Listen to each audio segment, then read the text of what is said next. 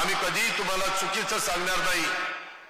आम्ही स्पष्ट बोलणारे आणि घेतलेला निर्णय राबवणारी लोक आहोत। आम्ही कामाची माणसं आहोत। आम्ही नुसतं राजकारण करणारी माणसं नाहीये की कुणीतरी लोकप्रतिनिधींनी सांगितलं की हे 1,500 रुपये दिल्यानंतर आम्ही परत घेऊ।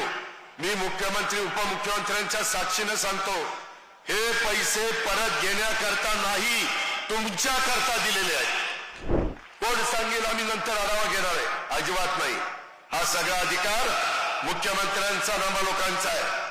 त्याच्यावर दुसरे कधीतरी वेगळ्या पद्धतीचं वक्तव्य करतात आणि त्याच्यातनं पेपरबाजी होते। हे मगाशी जे सांगितलं 7 योजना आणल्यात, त्या गरीब माणूस केंद्रबिंदू मानून या योजना आणण्याचा प्रयत्न केलेला आहे।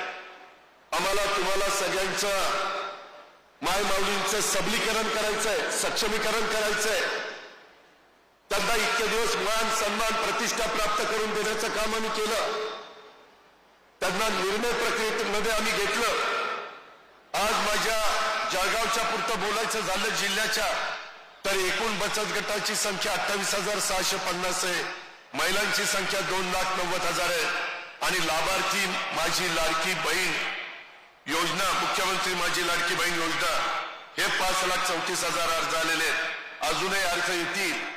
मायमाऊलींनो, जरी त्या लाभामध्ये बसणाऱ्या काही महिला राहिलेल्या असतील तर घाबरू नका, त्यांनाही अजून फॉर्म भरता येतील। कोणी काही खोटं नाटं सांगेल त्याच्यावर विश्वास ठेवू नका। मागं लोकसभेला तसं घडलं। जाणीवपूर्वक आम्ही कुठेतरी संविधान बदलणार, आम्ही कुठेतरी आरक्षण काढणार, अशा प्रकारचा खोटा प्रचार नेरेटिव्ह आमच्या विरोधामध्ये सेट करण्याचा प्रयत्न केला। आता मात्र माझी हात जोडून विनंती आहे की अजिबात त्या गोष्टीवर विश्वास ठेवू नका। आम्ही कधीही तुम्हाला चुकीचं सांगणार नाही। आम्ही स्पष्ट बोलणारे आणि घेतलेला निर्णय राबवणारी लोक आहोत। आम्ही कामाची माणसं आहोत। आम्ही नुसतं राजकारण करणारी माणसं नाहीये। महाराष्ट्रातल्या सर्वसामान्य माणसाला एक प्रतिष्ठा प्राप्त करून देण्याचं काम हे महायुतीचं सरकार करतंय। त्याच्यातून माझ्या शेतकऱ्यांना, बळीराजाला वीज माफीचा निर्णय आपण घेतलेला आहे। खूप चांगले चांगले निर्णय घेतलेले आहेत। आज या प्रचंड संख्येने आपण आलाय। उद्याच्याला हे पैसे ज्यावेळेस सुरू होतील त्यावेळेस कधी कधी बातम्या येत आहेत की कुणीतरी लोकप्रतिनिधींनी सांगितलं की हे 1,500 रुपये दिल्यानंतर आम्ही परत घेऊ। मी मुख्यमंत्री उपमुख्यमंत्र्यांच्या साक्षीने सांगतो, हे पैसे परत घेण्याकरता नाही, तुमच्याकरता दिलेले आहेत। त्याच्यामुळे कुणी काही सांगितलं तर त्याच्यावर विश्वास ठेवू नका। कोण सांगेल आम्ही नंतर आढावा घेणार आहे? अजिबात नाही। हा सगळा अधिकार मुख्यमंत्र्यांचा नामालोकांचा आहे। त्याच्यावर दुसरे कधीतरी वेगळ्या पद्धतीचं वक्तव्य करतात आणि त्याच्यातनं पेपरबाजी होते। त्याच्यातनं वेगवेगळ्या प्रकारच्या बातम्या पसरवल्या जातात आणि त्याच्यातून नाहक या महायुतीच्या सरकारची बदनामी होती। त्याकरता देखील आपण काळजी घ्या। आपण अनेक वर्ष आम्हा लोकांना ओळखता आणि त्याच्यावर राज्याच्या विकास कामावर कुठलाही परिणाम न होऊन देता जी काही कामं चाललेली आहेत ती कामं गतीनं चालतील आणि त्याचबरोबर त्या ज्या काही महत्वाच्या योजना आपण दिलेल्या आहेत त्या योजनेचा पण लाभार्थ्यांना व्यवस्थितपणे लाभ होईल।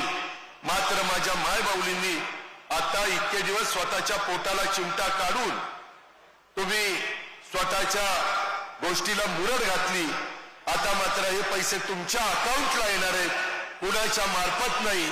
तुमचा जो डीबीटी असेल त्या पद्धतीने येणार आहेत। तुम्हाला ज्यावेळेस काढायचे त्यावेळेस काढा, तुम्हाला ज्या ठिकाणी खर्च करायचे त्या ठिकाणी करा। आया बहिणींनो, माझ्या मायमाऊलींनो, ह्याच्यामध्ये वर्षाला 46,000 कोटी एवढी रक्कम माझ्या महाराष्ट्रातल्या चांद्यापासून बांद्यापर्यंत असणाऱ्या महिलांच्या हातामध्ये जाणार आहे। हा पैसा माझ्या खेडोपाडी जाणार आहे, हा पैसा माझ्या शहरी भागामध्ये जाणार आहे आणि ते उद्याच्याला खर्च केल्यानंतर बाजारपेठेला उठाव येणार आहे।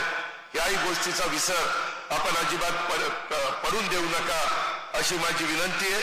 आज याला धरूनच आमच्या पालकमंत्री गुलाबराव पाटलांनी तिथं धरणगावला बालकवी ठोंबरे साहेबांचं त्याच्यामध्ये स्मारक घेतलेलं आहे, भूमिपूजन झालंय। बहिणाबाई चौधरींचं आपण स्मारक करतोय, ज्या ज्या महान व्यक्ती होऊन गेल्या त्यांचा आदर्श पुढच्या पिढीच्या समोर देखील राहिला पाहिजे.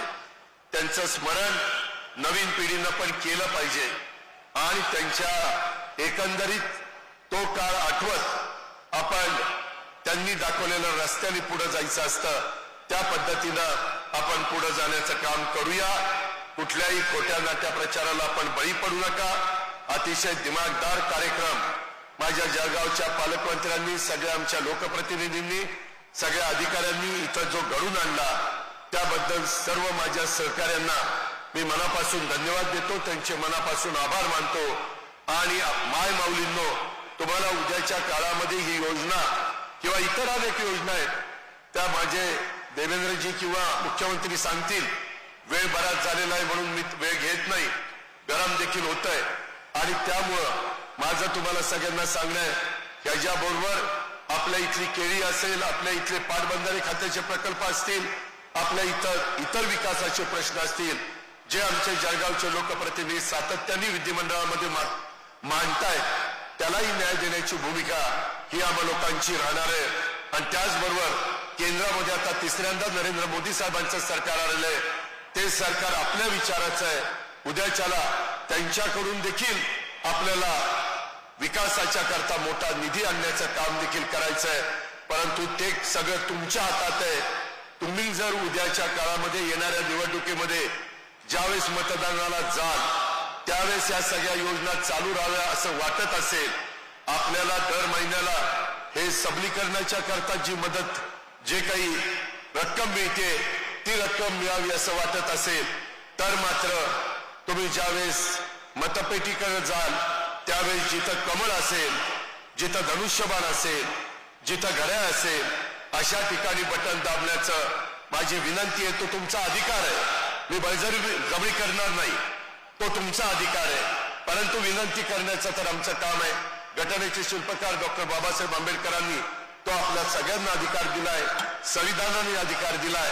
परंतु या सगळ्या राज्याच्या सर्वांगीण विकासाच्या करता घेतलेल्या चांगल्या योजना पुढं अनेक वर्ष चालण्याच्या करता, पुढं महायुतीचं सरकार आणण्याच्या करता माझ्या मायमाऊलींनी आशीर्वाद द्यावेत, पाठिंबा द्यावा, सहकार्य करावं. आणि उद्याच्या 19 तारखेच्या रक्षाबंधनाच्या निमित्तानं जी राख्या तुम्ही आम्हाला बांधलेल्या आहेत त्या राखीला साक्षी ठेवून आम्ही सांगतो की भावाच्या नात्याने माझ्या माय माऊलीला कोणतीही गोष्ट कमी पडू दिली जाणार नाही हा शब्द देतो आणि आपली रजा घेतो. जय हिंद, जय महाराष्ट्र.